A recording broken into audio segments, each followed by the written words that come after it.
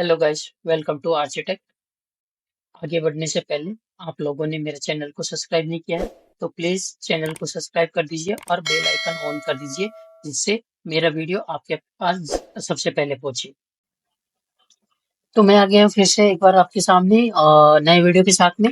और आज का जो टॉपिक है वो अपना CSS एंड CSS3।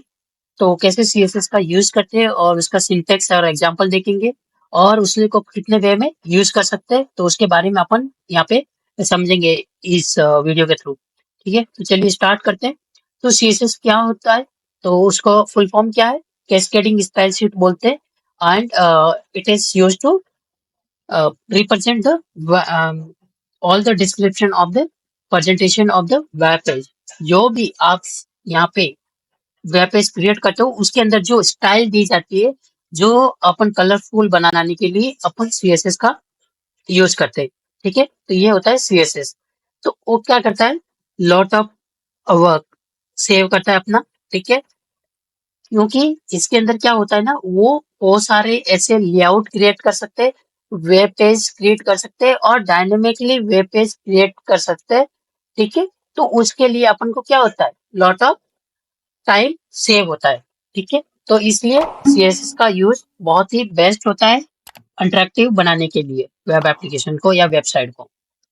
ठीक है, अब देखिए यहाँ पे सिंटेक्स और उसका एग्जांपल को समझिए। तो मैंने यहाँ पे क्या लिखा है, स्टाइल लिखा है, स्टाइल के अंदर पैराग्राफ लिखा, पैराग्राफ के अंदर कलर और कलर दे दिया यहाँ पे। ठीक है, तो ये ब्लैक का कोड है।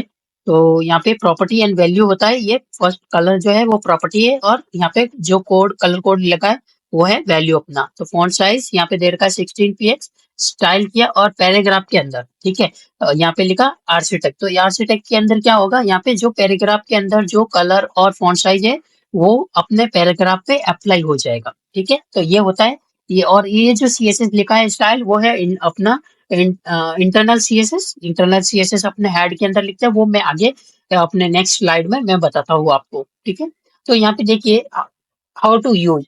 तो ये कैसे यूज कर सकते हैं, कितने वे में यूज कर सकते हैं, तो यहाँ पे 3 वेज होता है। यहाँ पे इंटरनल CSS और इनलाइन और एक्सटर्नल 3 वे होता है। तो इंटरनल को कैसे करते हैं अपन, हेड सेक्शन के अंदर स्टाइल टैग लिख के यहाँ पे बॉडी और पैराग्राफ लिखा। देखो मैंने यहाँ पे वो बॉडी के अंदर मैंने font size 16 px, background colour blue दिया। ठीक है, और पैराग्राफ के अंदर फॉन्ट साइज 16 और पैडिंग लेफ्ट 10 px दिया। तो ये होता है अपना हेड के अंदर, ये सेक्शन पूरा एज इट इज लिखते हैं। तो वो क्या होगा, बॉडी के अंदर तो जाएगा वैसा ब्लू कलर और 16 px फॉन्ट की साइज होगी, और पैराग्राफ के अंदर यहाँ पे पैडिंग डालेगा और फॉन्ट की साइज को सेट करेगा। ठीक है, तो ये होता है अपना इनलाइन। अब सॉरी इंटरनल। यहाँ पे इनलाइन देखिए, इनलाइन क्या होता है, अपन जब भी कोई भी यहाँ पे टैग या एलिमेंट यूज करते हैं तो उसके अंदर एट्रीब्यूट लिखते हैं, स्टाइल एट्रीब्यूट, एंड उसके अंदर प्रॉपर्टी वैल्यू डालते हैं अपन। तो उसको बोलते हैं अपन इनलाइन। यहाँ पे तो स्टाइल देख लीजिए, बैकग्राउंड कलर दिया येलो। ठीक है, H1 के लिए ये स्टाइल दी गई है। ठीक है, तो दिस इज हेडिंग। तो ये जो है वो बैकग्राउंड कलर इसका कैसे हो जाएगा, येलो हो जाएगा H1 पे। ठीक है, और तीसरा होता है अपना एक्सटर्नल CSS। एक्सटर्नल CSS क्या होता है, अपन एक लिंक यहाँ पे डालते हैं हेड के अंदर। ठीक है, यहाँ पे ये जो लिंक दे रखा है वो हेड के अंदर डालेंगे, लिंक REL रेल, यहाँ पे स्टाइल शीट डालते हैं, और यहाँ पे HREF के अंदर जो URL अपना जहाँ से अपना CSS आ रहा है। ठीक है, तो वहां पे ये डाल देते हैं। तो इस तरह से अपन 3 वे में यूज कर सकते हैं अपने CSS को। ठीक है, अब मैं चाहता हूँ कोड एडिटर के अंदर और समझते हैं इन तीनों को कैसे यूज करते हैं अपन HTML के अंदर।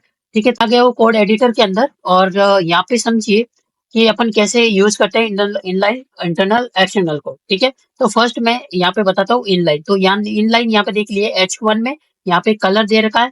ठीक है, तो ये कलर जो है वो H1 में मैं यहाँ पे सपोज मैं चेंज करता हूँ। ठीक है, यहाँ पे जैसे मैं ये कर देता हूँ। ठीक है, यहाँ पे ये डाल दिया।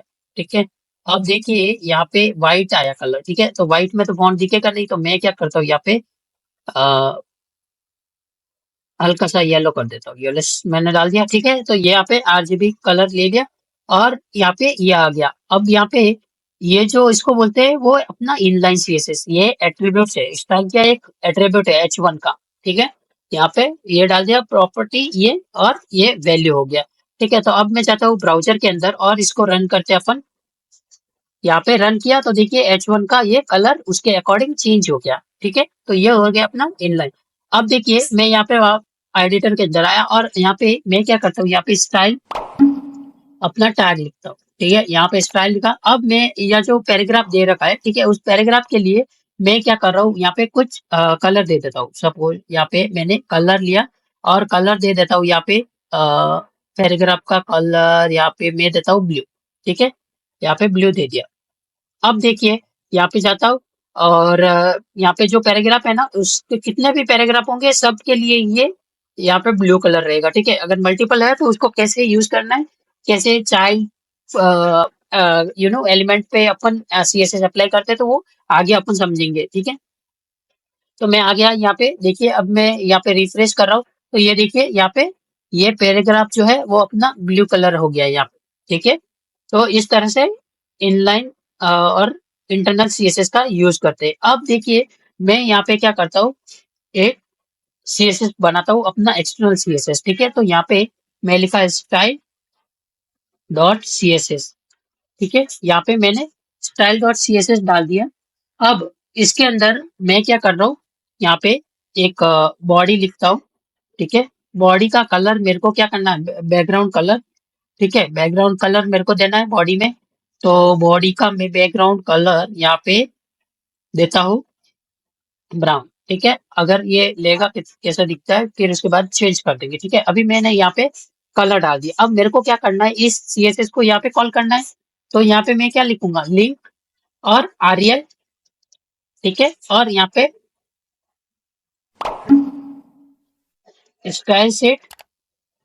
ठीक है, स्टाइल सेट डाल दिया और उसके बाद स्टाइल सेट के बाद अपना HRF। ठीक है, HRF के अंदर अपन को क्या डालना है, ये स्टाइल जो है स्टाइल डॉट CSS आएगा यहाँ पे। ठीक है, और इसको क्लोज कर देंगे यहाँ पे। ठीक है, अब मैं जाता हूँ ब्राउजर के अंदर और देखते हैं कि बॉडी का कलर चेंज हुआ है कि नहीं। ठीक है, तो यहाँ पे जाया और मैं यहाँ पे रिफ्रेश कर रहा हूँ। देखिए यहाँ पे पूरे बॉडी का कलर चेंज हो गया है। ये देखिए पूरा ब्राउन कलर आ रहा है। तो इस तरह से अपन यहाँ पे कलर का यूज कर सकते हैं। यहाँ पे देखिए जो भी कलर दो या कोई भी प्रॉपर्टी हो CSS की, वो यहाँ पे आप लोग यूज कर सकते हो। तो ये हो गया अपना इंटरनल CSS, ये हो गया एक्सटर्नल CSS, और ये हो गया अपना यहाँ पे इनलाइन CSS। ठीक है, तो इस तरह से यूज करते हैं CSS को 3 वे में। ठीक है, थैंक यू गाइस एंड आज का टॉपिक अपना यहीं खत्म होता है और मिलते हैं आगे नेक्स्ट वीडियो में न्यू टॉपिक के साथ में। और अगर आप लोगों ने अभी तक मेरे चैनल को सब्सक्राइब नहीं किया है तो प्लीज चैनल को सब्सक्राइब कर दीजिए और बेल आइकन ऑन कर दीजिए, जिससे आप लोगों को सबसे पहले मिल सके मेरा वीडियो।